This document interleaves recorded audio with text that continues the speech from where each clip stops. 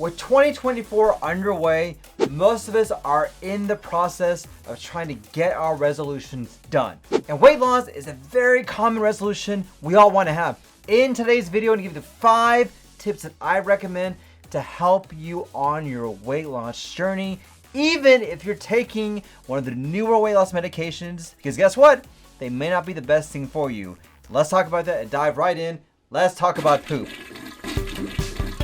Howdy, Dr. Islam here, aka your poop guru and gut microbiome expert, a board-certified gastroenterologist trained at the Mayo Clinic. Come see us at Gastro for all your GI needs and consider subscribing. And do you want to learn more information on weight loss? Check out my video, How to Lose Belly Fat. Well, I'll put a link down below. All right, so before we begin, I know that out there are weight loss medications. I know this. I see it all the time in my practice and in my office.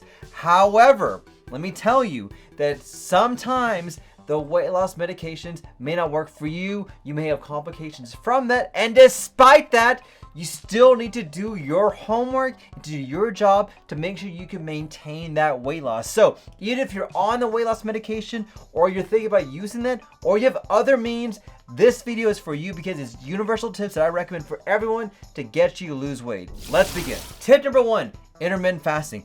I love intermittent fasting. I incorporate this every single day in my life. I love it. It works great. Now, I have a lot of videos on intermittent fasting. So if you want to learn more information, don't forget, I'll put them up there. But basically what you're doing is that you are fasting for a significant portion of the day. Some people, it means skipping breakfast, and for others, it means skipping dinner. But irregardless, you're literally not eating a meal and not having any nutrition during the fast. So you're actually minimizing the number of calories you're incorporating into your diet. This is probably the easiest way you can start to lose weight. So what I personally do is I do intermittent fasting in the morning. I skip breakfast. So my last meal typically is around 8 p.m. and from 8 p.m. until noon or 1, I don't have any other food. Now I have coffee, I have drinks, I have water, I may have some sparkling water, but I don't ingest any calories. And for me, this allows me to maintain my weight, but I have a lot of other benefits I've noticed when I do intermittent fasting. I'm more focused. I actually have more energy. I still do everything else normally. I work out, I go to work, I do my everyday things,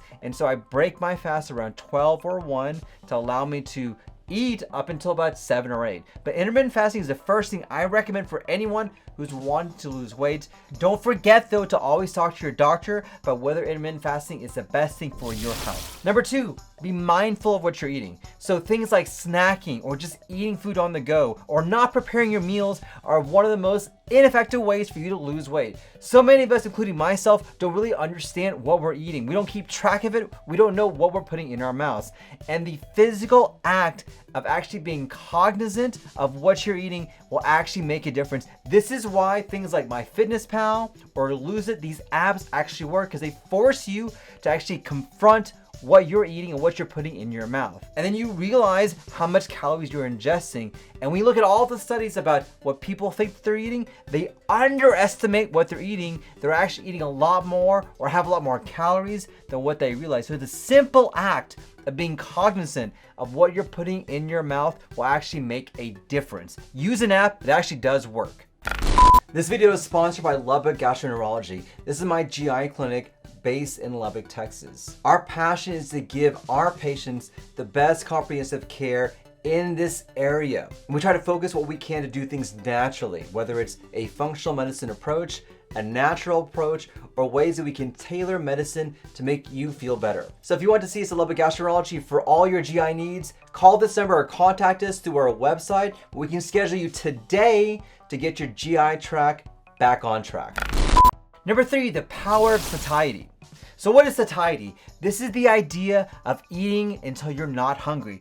Very big difference from the idea of eating when you're full. Huge difference. So eating when you're full means you can overeat because you're not hungry anymore. But you want to eat until you actually don't have the feeling of hunger anymore. Don't eat to fullness, eat to just being satiated. And there are a lot of foods that are high on the satiety complex. When we think about the 3 different categories of calories or how we eat or the foods, there are proteins, there are carbs, and there are fats. And within that, there are foods that actually have a lot of satiety in them that make you feel fuller quicker and longer. Let's talk about proteins first. So in proteins, we have fat-free Greek yogurt, we have tofu, we have egg whites, we have lean ground beef or chicken, we have shellfish, we have scallops, we have turkey breasts, and we have chicken breasts.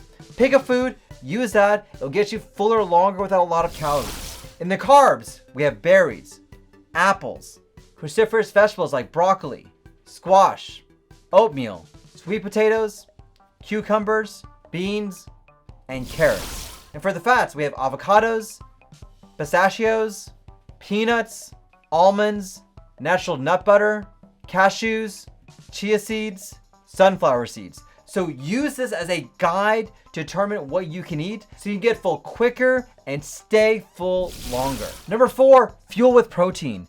Protein is really the building block for your health and for your muscle.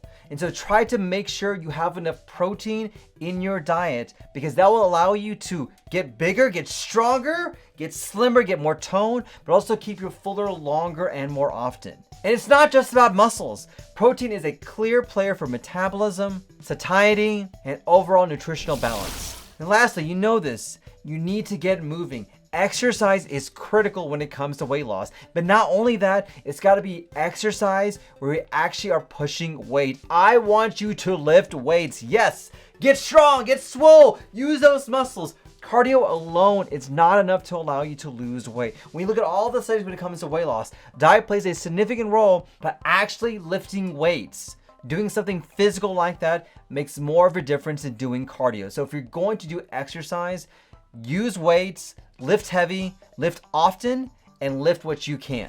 There you go. Those are the 5 tips I recommend for everyone if you want to lose weight, irrespective if you're taking a weight loss medication or if you've had weight loss surgery. You still need to incorporate these tips to allow you to get you the weight that you want to lose. So here's my question of the day. What have you done to help out with weight loss? What's worked? What hasn't worked? Comment down below. I would love to hear what you guys have to say. Well, thank you for watching. Don't forget to smash that like button, like, share, and subscribe. And if you haven't already, don't forget to subscribe to my channel and newsletter where you can get great tips and tricks like you're learning in today's video. Guys, I thank you for watching. Don't forget, let's talk about poop. Thanks, everyone.